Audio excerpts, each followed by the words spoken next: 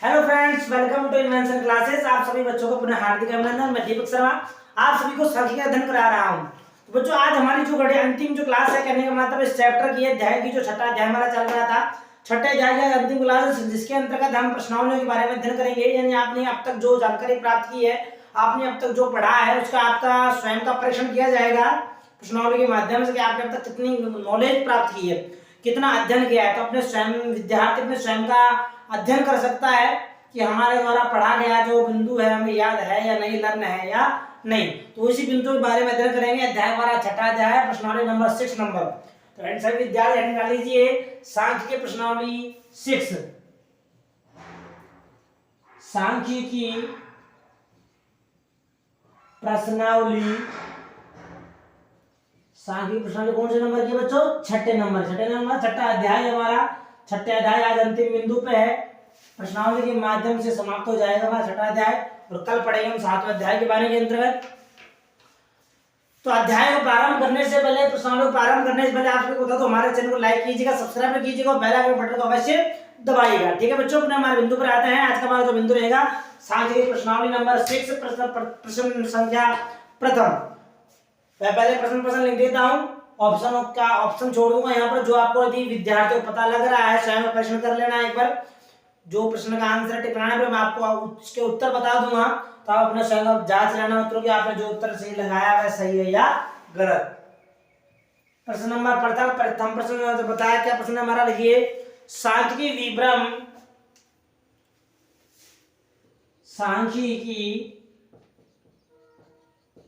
विभ्रम, error कहने का तात्पर्य के प्रकार, सांख्यिकी विभ्रम के प्रकार हैं। कितने प्रकार है इसका? ए ऑप्शन हमारे पास दिया हुआ है 1, बी हमारे पास दिया हुआ है 2, सी ऑप्शन हमारे पास है 3 और डी ऑप्शन दिया हुआ है बच्चों 4। जो भी आपका उत्तर होगा आप इस बॉक्स के अंतर्गत राइट टिक लगा लीजिए सभी विद्यार्थी। प्रश्न number second, question number second प्रश्न क्या है हमारा? सेकंड प्रश्न लिखिए। सन्निकटन का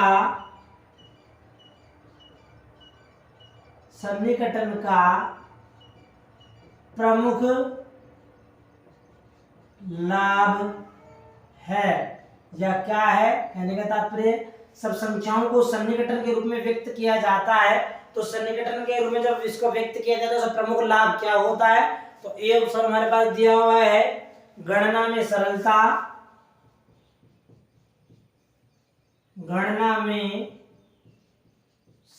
होती है।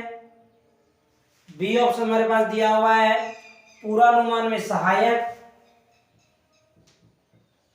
संख्याओं का पूर्वानुमान किया जाता है तो पूर्वानुमान में सहायक होता है, सहायक। सी ऑप्शन हमारे पास दिया हुआ है त्रुटियों का मापन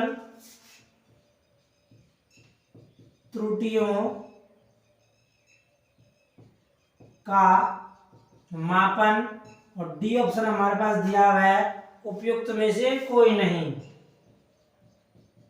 उपयुक्त में से कोई नहीं।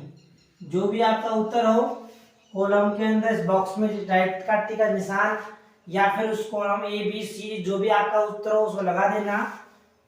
दूसरा प्रश्न हमारा हो गया। प्रश्न नंबर थर्ड, तीसरा प्रश्न क्या है लिखिए। परिशुद्धता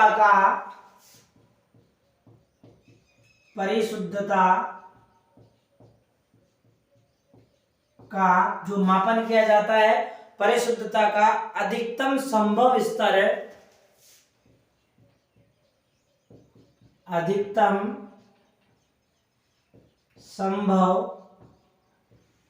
जो हमारा स्तर होता है उसका मापन होता है। परिशुद्धता का अधिकतम संभव स्तर प्राप्त करने का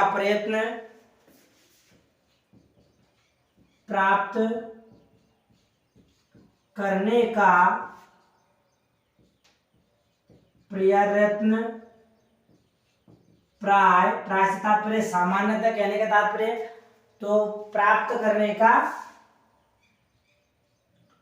प्रयत्न जो किया जाता है, प्रयास जो किया जाता है, प्राय समय नष्ट करना मात्र है, समय नष्ट करना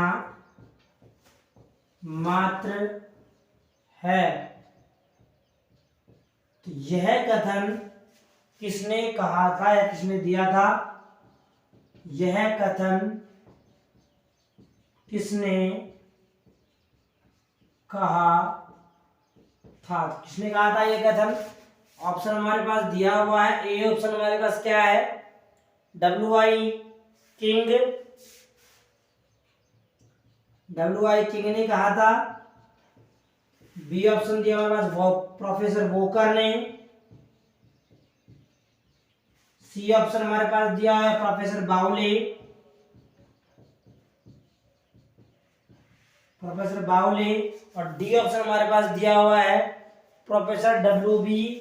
वेस्ले, प्रोफेसर वेस्ले कहते हैं सीधा, प्रोफेसर वेस्ले। जो भी इसका सही आंसर हो यहाँ टिक लगा दीजिएगा, लिख दीजिएगा। प्रश्न नंबर 4, चौथा प्रश्न क्या दिया गया लिखिए मेरे साथ। चतुर्थ प्रश्न है हमारे पास सन्निकटन की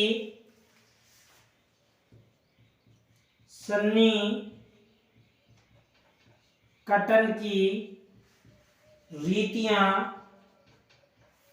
है। सन्निकटन की कितनी रीतियां? ए ऑप्शन हमारे पास दिया हुआ है 1, बी ऑप्शन हमारे पास दिया हुआ है 2, सी ऑप्शन हमारे पास है 3 और डी ऑप्शन क्या है बच्चों? 4। जो भी इसकी सन्निकटन की रीतियां होती है इसका आंसर इस कॉलम में लगा दिए। 4 प्रश्न हो गए हमारे और आगे भी अध्ययन करेंगे प्रश्नों के बारे में, लेकिन आपको दिख नहीं पाएगा इसलिए मैं 4 प्रश्न उत्तर जान लेते हैं। एक बार प्रत्येक प्रश्न का उत्तर क्या होगा पुनः रिपीट कर रहा हूं। प्रथम प्रश्न हमारा दिया गया है सांख्यिकीय विभ्रम के प्रकार हैं। तो मैंने आपको पूर्व वाले क्लासों के अंदर बताया था विभ्रम कितने प्रकार के बताए गए हैं। तो विभ्रम में प्रकार पूछा जाता है कि विभ्रम का 1 प्रकार है, 2 प्रकार है, 3 है या 4 है। तो सामान्य तौर पर विभ्रमों को 2 भागों में बांटा गया था, शायद याद हो तो आपको, सापेक्ष विभ्रम और निरपेक्ष विभ्रम। तो कितने भाग होंगे बच्चों? 2। Right option is the B. जिस विद्यार्थी ने बी उत्तर लगाया सब बिल्कुल सही आंसर है उसका। प्रथम प्रश्न का आंसर हो गया बी, यानी 2 प्रकार बताए गए। कौन कौन से हैं वो? अभी आपको मैंने बताया था कौन कौन से, लिखा होगा आप सभी विद्यार्थियों ने, सापेक्ष विभ्रम और निरपेक्ष विभ्रम। और वैसे और सापेक्ष के भाग देखा जाए तो अभिन्नत विभ्रम और अनभिन्नत विभ्रम, उसके भी 2 ही भाग बताए गए थे। दूसरा प्रश्न हमारे पास सन्निकटन का प्रमुख लाभ क्या है? यानी संख्याओं को जब सन्निकटन में परिवर्तित किया जाता है उसको प्रॉफिट आपको क्या मिलता है? ए ऑप्शन है गणना करने में सरलता होती है, बी ऑप्शन है पूर्वानुमान में पूर्व के अनुमान लगाने में सहायता मिलती है, सी ऑप्शन त्रुटियों का मापन हो जाता है सन्निकटन करने से, और डी है में से कोई नहीं। तो राइट आंसर क्या होगा बच्चों? जब संख्याओं को सन्निकटन के अंतर्गत परिवर्तित किया जाता है तो वह संख्याएं छोटी हो जाती है और कैलकुलेशन जो हमारी कैलकुलेशन होती है वह तुरंत शीघ्रता से हो जाती है। तो इसका राइट आंसर इसका गणना में सरलता।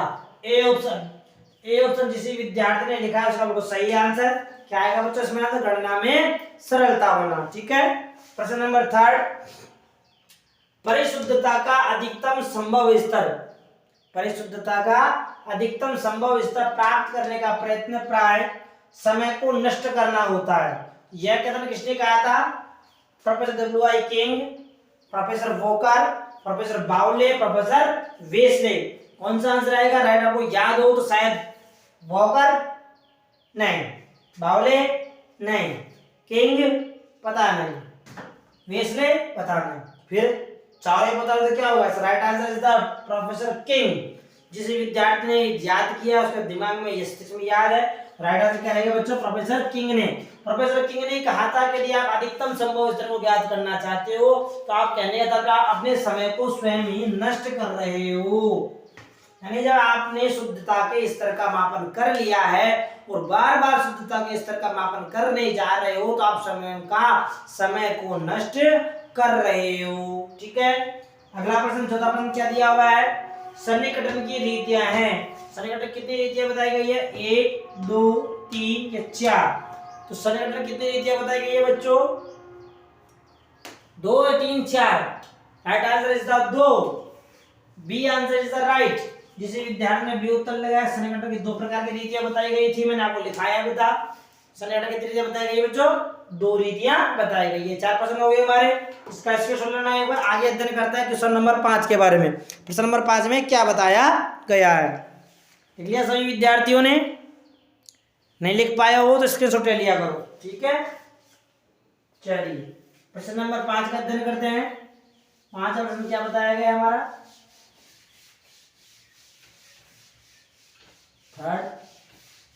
थर्ड तक साफ कर दिया मैंने ना, ठीक है। 5वां प्रश्न लिख देता हूँ। Professor sorry question number 5। 5वां प्रश्न क्या है, लिखिए। सापेक्ष विभ्रम का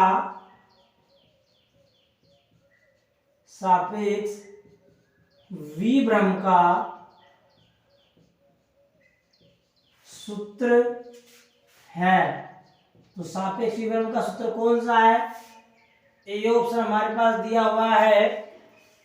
सापेक्ष विभ्रम बराबर वास्तविक विभ्रम अपॉन अनुमानित विभ्रम। वास्तविक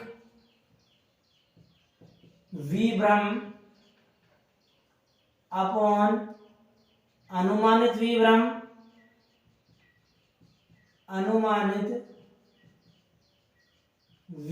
पहला ऑप्शन हमारे पास दिया हुआ है।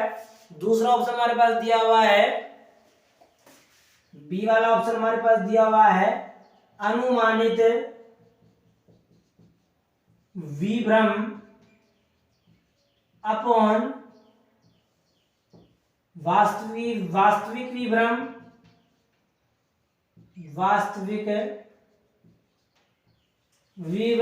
बी ऑप्शन दिया हुआ हमारे पास है। सी ऑप्शन हमारे पास दिया हुआ है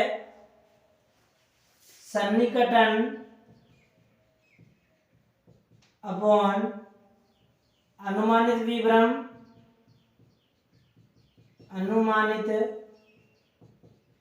जो विभ्रम दिया हुआ होगा। और डी ऑप्शन हमारे पास दिया हुआ है औसत विभ्रम अपॉन निरपेक्ष विभ्रम। तो कहने का तात्पर्य सापेक्ष विभ्रम किस प्रकार से ज्ञात किया जाता है, इसका राइट आंसर यहाँ लिखना है आपको, ठीक है बच्चों। प्रश्न नंबर 6 प्रश्न क्या दिया हुआ है, लिखिए। क्वेश्चन नंबर 6 6 प्रश्न हमारे पास दिया हुआ है। कुछ संख्याएं छोड़कर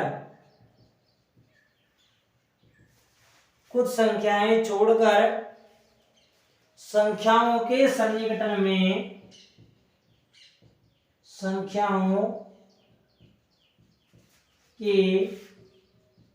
जो उनका सन्निकटन किया जाता है, संख्याओं के सन्निकटन में अशुद्धियां होती है। सन्निकटन में अशुद्धियां होती है। तो अशुद्धियां किस प्रकार की होती है, कहने का तात्पर्य संख्याओं को छोड़ किया जाता है तो अशुद्धियां किस प्रकार की प्रकृति की होगी उसी के बारे में पूछा जा रहा है। नंबर ए ऑप्शन हमारे पास है धनात्मक यानी पॉजिटिव। बी ऑप्शन हमारे पास दिया हुआ है ऋणात्मक नेगेटिव। सी ऑप्शन हमारे पास दिया गया है धनात्मक और ऋणात्मक दोनों, धनात्मक व ऋणात्मक। और सी डी ऑप्शन हमारे पास दिया हुआ है शून्य। शून्य का मापन कुछ होता नहीं है वैसे, ठीक है। प्रश्न नंबर 6 ये दिया हुआ है। 7वां प्रश्न देखिए। 7वां प्रश्न क्या दे रखा है हमारे पास, क्वेश्चन नंबर 7। 7वां प्रश्न हमारे पास दिया हुआ है कि पूर्णतया शुद्ध माप का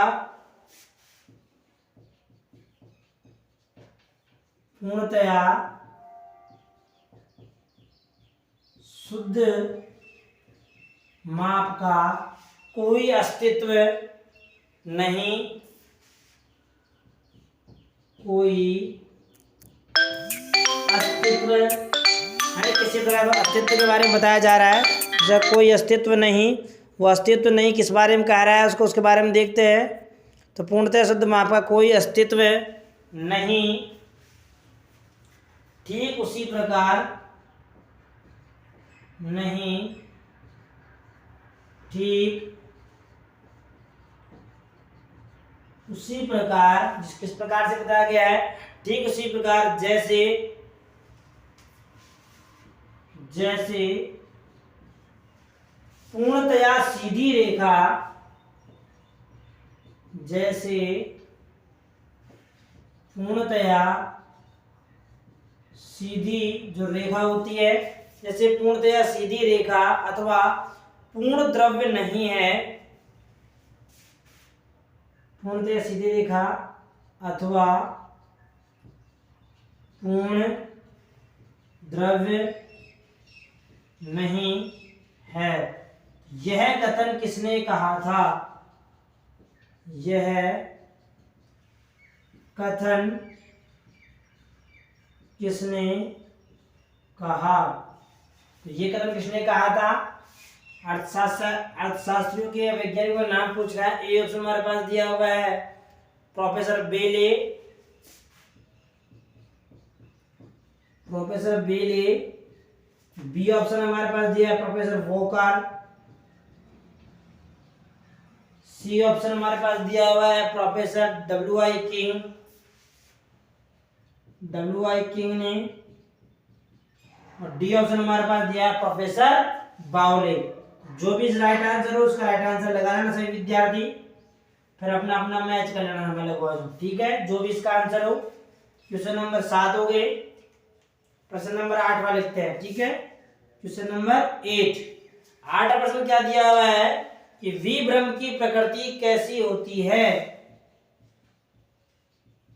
विभ्रम की प्रकृति कैसी होती है, किस प्रकार की होती है, कहने का तात्पर्य वो कैसे के रूप में क्या बताया। ऑप्शन हमारे पास दिया हुआ है धनात्मक, बी ऑप्शन हमारे पास दिया हुआ है ऋणात्मक, सी ऑप्शन हमारे पास दिया अनैच्छिक, सी ऑप्शन हमारे पास दिया अनैच्छिक, और डी ऑप्शन दिया हुआ स्वैच्छिक,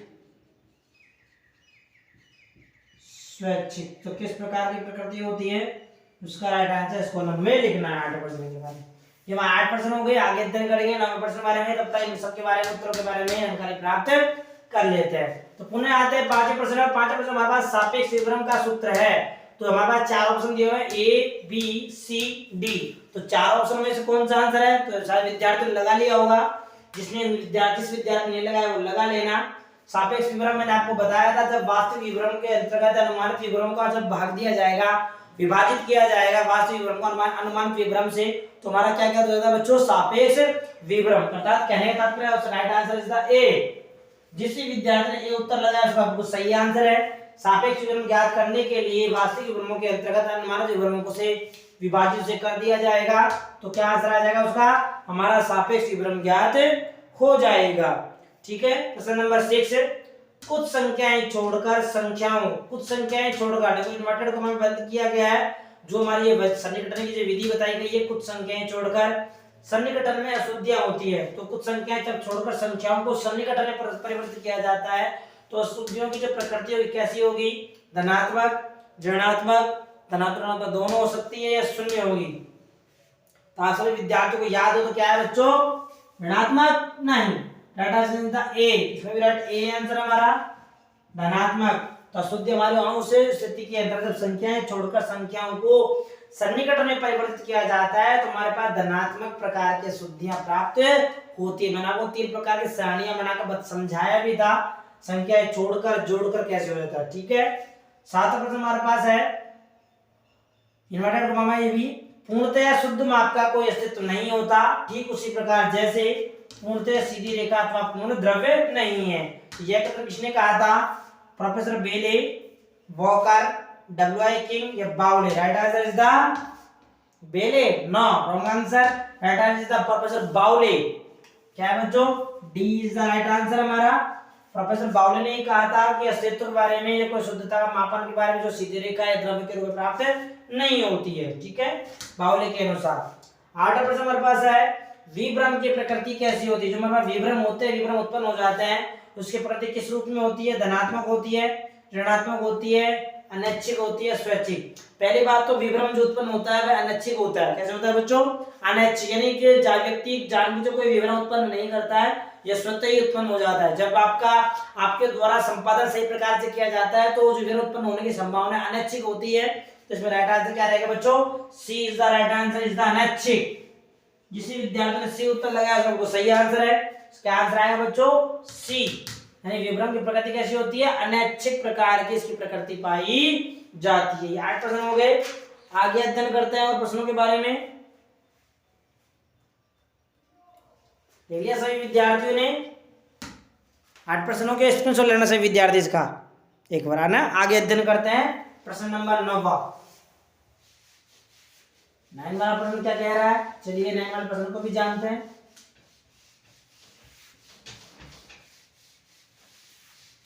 प्रश्न नंबर 9 लिखिए मेरे साथ साथ। नहीं लिख पाओ पहले समझ लो, सुनकर समझना चाहो पहले समझ लेना, तो बाद में स्क्रीनशॉट लेके चाहे तो बाद में लिख लेना। ठीक है, प्रश्न नंबर 9 लिखिए। 9 नंबर लिखिए। 9 वाला प्रश्न क्या कह रहा है? लिखिए, जो विभ्रम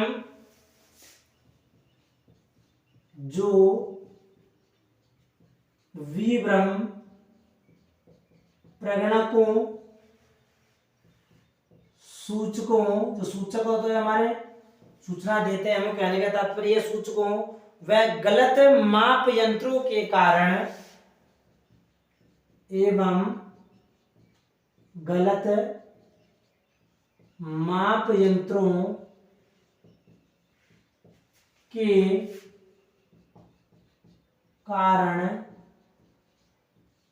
उदय होते हैं।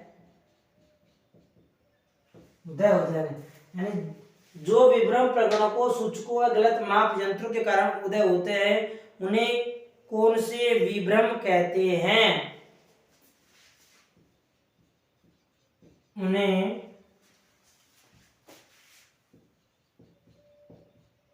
कौन से विभ्रम, यानी विभ्रम की परिभाषा के बारे में कहते हैं। ए ऑप्शन हमारे पास दिया हुआ है, अनभिनत विभ्रम,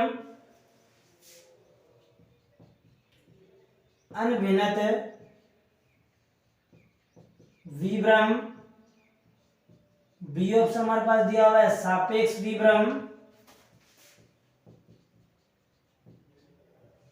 ठीक है, सी ऑप्शन दिया हुआ है हमारा प्रतिशत विभ्रम, और डी ऑप्शन हमारे पास दिया हुआ है बच्चों अभिनत विभ्रम।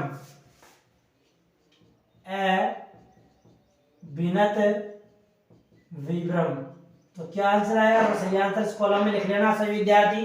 प्रश्न नंबर 10वां, क्वेश्चन नंबर 10। 10वां क्वेश्चन क्या है? लिखिए, जब वास्तविक मूल्य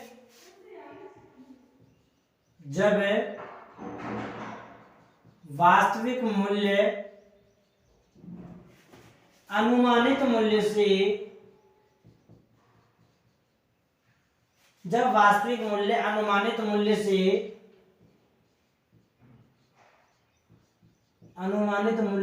अधिक हो, जब वास्तविक अनुमानित मूल्य से अधिक हो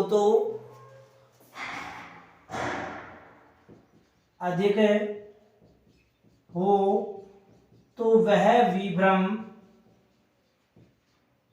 होगा। यानी किस प्रकार का विभ्रम होगा?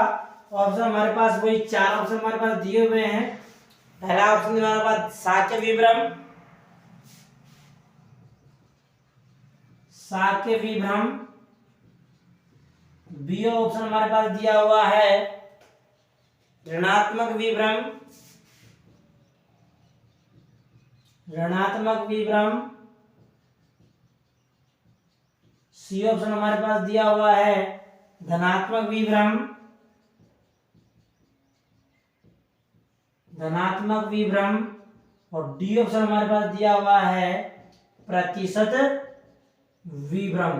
तो किस प्रकार का विभ्रम होता है उसका राइट आंसर इस कॉलम में लगाना है आपको, जिसका वास्तविक अनुमानित मूल्य से क्या होता है बच्चों, अधिक होता है। क्वेश्चन नंबर 11 11% लिखिए। 11% क्या कह रहा है हमारे पास, 11% लिखिए। प्रतिशत विभ्रम का, प्रतिशत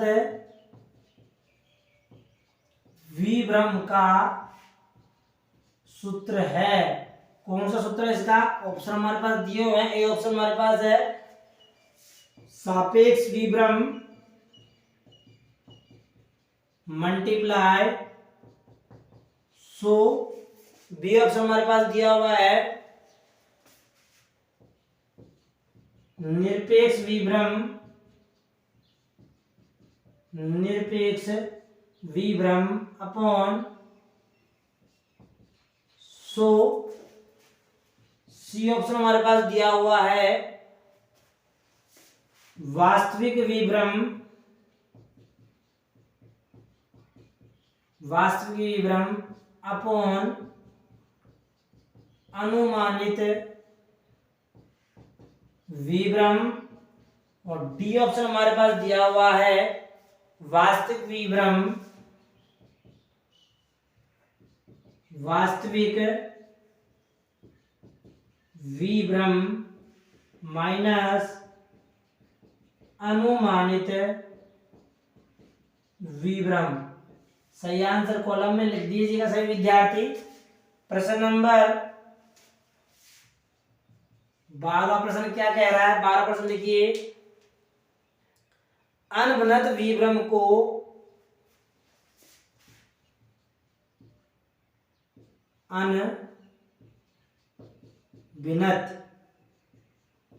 अनभिनत विभ्रम को अन्य किस नाम से जाना जाता है, जाना जाता है। अनभिनत विभ्रम का अन्य कोई दूसरा उपनाम क्या है उसके बारे में पूछ रहा है, लिखिए प्रतिशत विभ्रम, बी हमारे पास है सापेक्ष विभ्रम,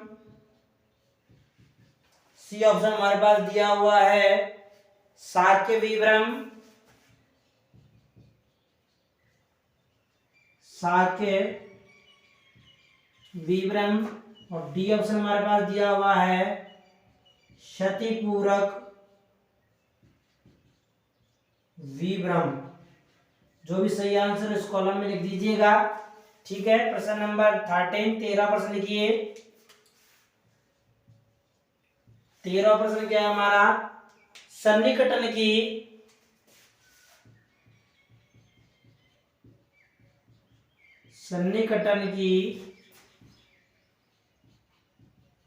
वैज्ञानिक रीति है। तो कौन सी रीति सन्निकटन की वैज्ञानिक रीति, ऑप्शन मेरे पास दिया ए ऑप्शन संख्याएं छोड़कर,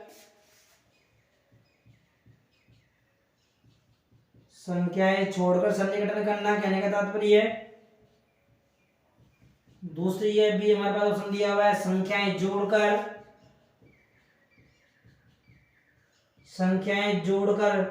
सन्निकटन करना। सी ऑप्शन हमारे पास दिया हुआ है निकटतम इकाई पूर्णांक बनाकर, निकटतम इकाई पूर्णांक बनाकर,